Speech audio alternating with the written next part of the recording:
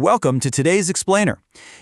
When we think of a generational legend famous for lightning-fast physical strikes, we usually picture pure, raw, aggressive action, right? But here's the truth. The foundation of that immense physical power was actually built on a very quiet, internal mental framework. Today, we're exploring the very fabric of that framework. We are unpacking the warrior code of Bruce Lee to understand the deeply held philosophy that made the man an absolute icon. It really all boils down to this singular philosophy. A warrior isn't measured by how many battles he wins, but by the code he refuses to break. It's fascinating, honestly, because it totally flips the script on what made him such a legend. You see, greatness wasn't just about throwing the fastest punch or winning a spar. It was about the unwavering principles that guided every single one of those physical actions. Let's get right into Section 1, Honor Before Victory, the foundation of the code. Now, when we think of martial arts masters, we almost always jump straight to the physical action. But Bruce Lee firmly believed that character absolutely must precede strength. Strength without honor, it means nothing, literally nothing. Think about an ordinary fighter, someone who relies entirely on raw strength and is just totally focused on winning battles. Compare that to a true warrior, who operates on a completely different frequency. They exercise immense self-control, they respect everyone in their path, even bowing respectfully before training or taking the time to help a younger student, and they only fight when it's absolutely necessary. So the really crucial takeaway here is that victory isn't the ultimate goal. Mastery of oneself is. Which brings us to Section 2, the weapon of discipline, and how consistency creates greatness. So, once you have that unshakable foundation of honor, how do you actually forge your skills? Well, Bruce Lee knew that discipline is the actual tangible weapon behind any physical strike. Every spectacular, lightning-fast move we've ever seen on screen, those were forged in the shadows. We're talking about the hidden grind, the thousands of unseen repetitions, grueling wooden dummy practice, exhausting mountain sprints, silent, focused meditation, and relentless shadow boxing. It is those thousands upon thousands of quiet, private repetitions that built the greatness the world finally got to see. And it really makes you wonder, where are you putting in your unseen repetitions? Whether you're a student, a professional, an athlete, or an artist, greatness doesn't happen in the spotlight. No way. It happens in the dark, through rigorous, uncompromising consistency.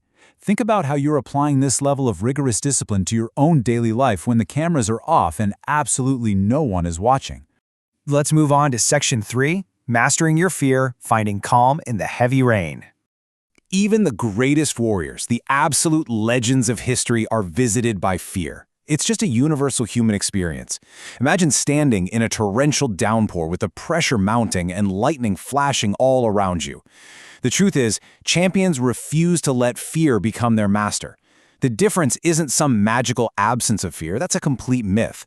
The real difference is meeting those intense, overwhelming challenges with absolute calm, sharp focus, and unwavering courage, even when you're standing right in the middle of the heaviest storm.